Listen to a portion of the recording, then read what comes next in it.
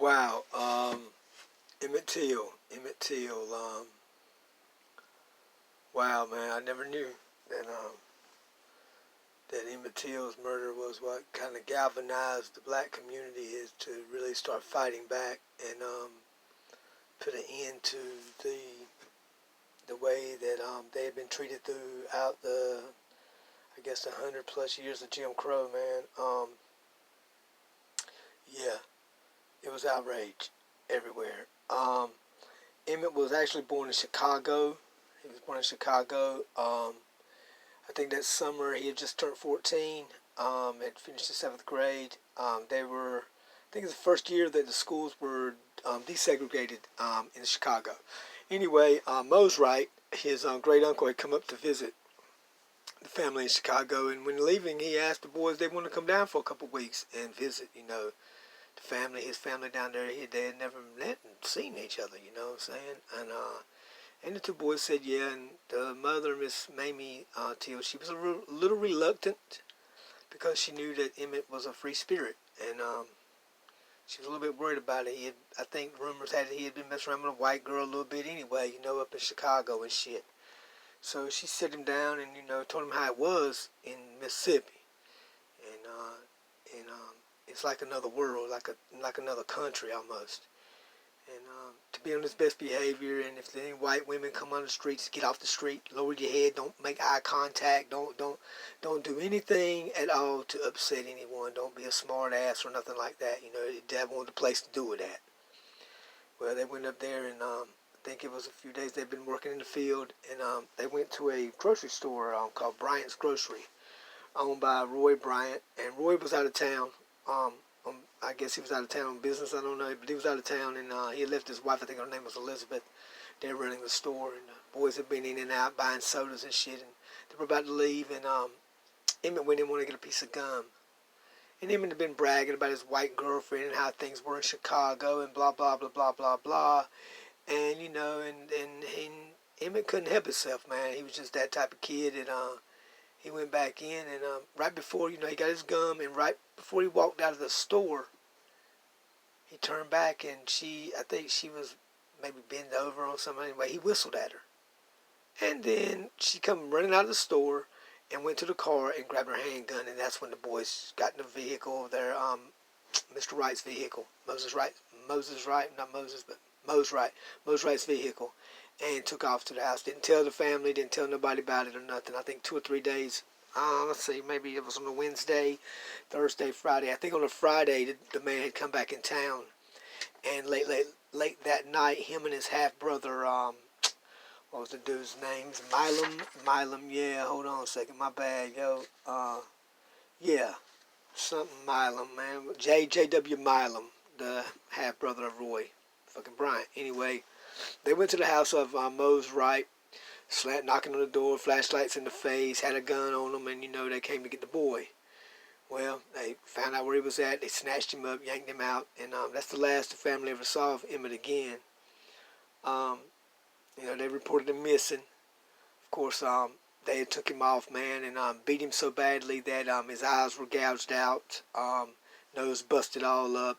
They broke just about so many bones. They even broke his femur bone, which is the bone, your thigh bone. How hard that is to break. But anyway, and then shot him. At the end, shot him. Put a cotton gin fucking fan, heavy ass 75-pound fan around his neck with barbed wire, and threw him in the river. Yeah, threw him in the river and shit.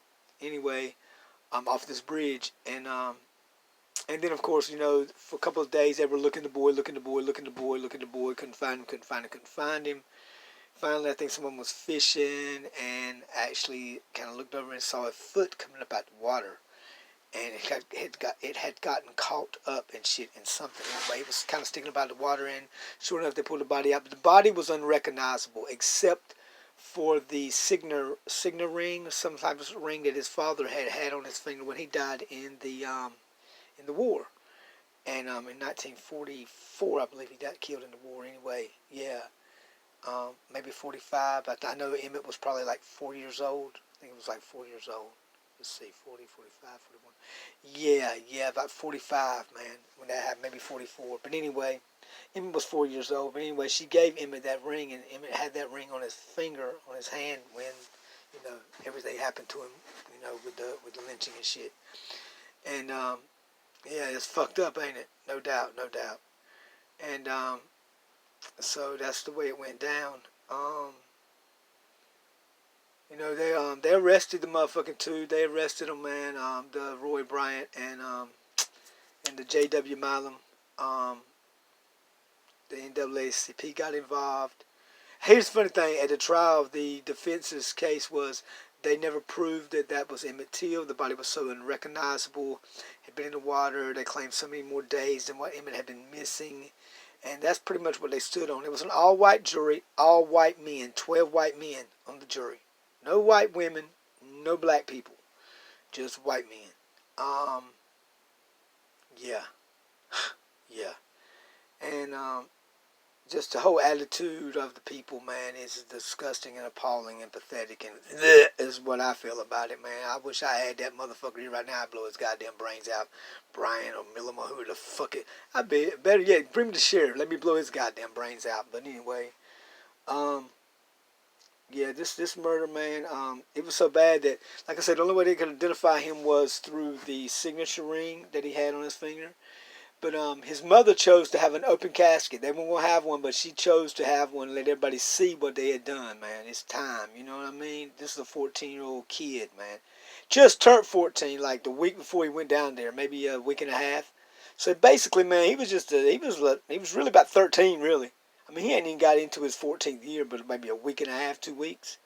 So this is a young kid, man. It's a little boy, man. Basically, the way I see it, that's a little boy, man. He was still a little boy. He was trying to transfer over, but he ain't even got through puberty good yet, you know what I'm saying? And they beat him pretty bad, man, like really bad. And of course the bitch, yeah, that fucking white skank bitch, she testified in court that the boy grabbed her around the waist and she was trying to get away, and he put his arms up and was talking. Man, the kid was 5'3", man, maybe 5'4", little low. I mean, good God, man, what the fuck? But anyway, I mean, that's how it was back then. And of course, they said they didn't do it. They took him out of the house and everything, but they let him go and shit, and they didn't do it. Oh, I'm tired. Huh? Oh shit, my bad. But anyway, they didn't do it or nothing. You know what I'm saying? Let's see, man. The jury was out for a little while, man, but then a lot of jurors claimed later on that, man, they pretty much motherfucking just were pretending to be, discussing it like it was like a hard decision to make. But they already knew what they were gonna do, man. They were gonna motherfucking set them people free. The defense attorney even said, "You good Anglo-Saxon fucking Christians have the power to set these two good white Anglo-Christian people free, men free and shit, right before the end of the trial and shit." So, and basically that's what happened, man. No one ever did a day of time on this crime and shit, man. I mean, I know years later, I think Elizabeth Bryant was still alive at the time. I think the two men had already died, and I think she was talking with someone who wrote a book about this shit. I can't think of the dude's name, but anyway, they were that woman's niece or something was a big fan of this writer, right? And they wanted to talk and shit, and he met Elizabeth Bryant, and at that meeting she confessed that she made the shit up. She made it the fuck up, dude. She made the shit up. That the boy didn't do nothing to her out the way at all, other than he did whistle. Turned and whistled at her. I mean, he turned and whistled. He didn't like he whistled out the door, but he turned and looked at her and whistled. Like, woo, like, you know what I'm saying? And I can't whistle, so goddamn it, don't expect me to hit no sound effect on that one. I really can't. I really have never been able to whistle. But, I don't know why. But anyhow, that's fucked up, ain't it? But, anyway, man, so, and that's what they said it happened, that the boy whistled at him, and then she came out and wanted to get a gun and shit. And, they took off and left. But, of course, she recanted and told the truth, man, later on in her life and shit. She'd been like hidden out for like years and years. Nobody even knew where that woman was at, yo. For real, for real. Um, Moses Wright, he got the fuck up. Not Moses, my bad. Mose Wright, he got the fuck up out of there after his testimony. He testified that they did come and yank the boy up out of his house and shit. Everybody was so scared, man. The black people were so fucking scared that no one would talk. There was one young black kid that finally spoke up sometime during the trial and gave his testimony that morning he saw them early in the morning with Emmett Till. It was actually Milam, yeah, J.W. Milam, the Roy Bryant, and another white man that he didn't really ever say a name on that one. But he had seen them with Emmett Till and early that morning. And of course he was like immediately smuggled out of fucking Mississippi and taken to Chicago, where he would live the rest of his life. Mose Wright, he got the fuck up out of there and went to Chicago, because there was threats on his life as well. And in the town, man, they just celebrated like the goddamn motherfucker just won the Super Bowl. Yeah. Like, woo-wee, yeah, baby, fuck that nigger. You know what I mean? God damn, man, what the fuck is wrong with these goddamn people, man? There's something wrong with them people, man. I don't know. Sometimes I think, man, Harvard and Yale's got a lot of motherfucking, a lot of this fucking shit that happened to black people. A lot of it is their fault. It is their fault, man. I think they're the ones, Harvard and Yale don't get no more prestigious than that in this country. And of course they were, they were riding that wagon, but with the fucking 3/5 human shit. And the South is so slow about shit. I think once it got down here in the South, man, I mean, they just won't want to let that shit go. I mean, they had recanted on that shit and so, well, we made a mistake, but I don't think the memo got to the South, man. I don't think they're trying to hear that shit. So anyway, but I ain't making excuses for these pieces of shit motherfuckers. I mean, goddamn, I don't give a fuck if they were 1/5 human. I'm not doing that to nothing or nobody. Fucking period. I mean, goddamn, really? But anyway, man, you know how it go. But it did galvanize the black community, man, and it was the spark. It happened in 1955. It was the spark. I don't even know what place in Mississippi does it make a fuck. Really, does it? I can't remember what they said it was, man. It was in Mississippi. Fuck it. We're down there in the cotton land, the cotton fields of Mississippi. Goddamn cotton fields of Mississippi. Stupid motherfucking ignorant motherfuckers, man. White people are just fucking ignorant.